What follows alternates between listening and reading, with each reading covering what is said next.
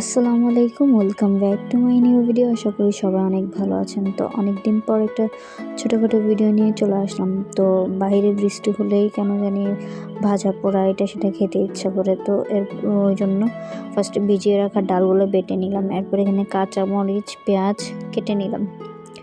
এরপর এখানে একটু আদা রসুন বাটা ছিল আর একটু মশলা বাটা ছিল। এরপর ডালের মিশ্রণটাতে এখানে কাঁচা মরিচ পেঁয়াজ আদা রসুন বাটা মশলা বাটা দিয়ে দিল। এরপর এখানে একটু হলুদের গুঁড়া জিরার গুঁড়া আর পরিমাণ মতো লবণ দিয়ে নিলাম। তো সবগুলো মশলা দিয়ে এখানে মিশ্রণটাতে ভালোভাবে মেখে নিচ্ছি যাতে সবগুলোতে ভালোভাবে মিশে যায়।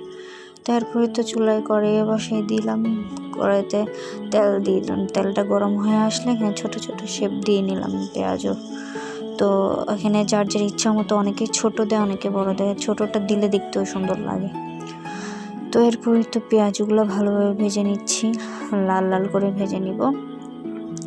তো পেঁয়াজগুলো ভাজা প্রায় শেষ হয়ে গেছে, তো এখন তুলে নেব পেঁয়াজগুলো। তো এই তো আমার এরপর উপর দিয়ে একটু বিট লবণ ছড়িয়ে দিলাম। তো এই তো পেঁয়াজও ফাইনাল লুক।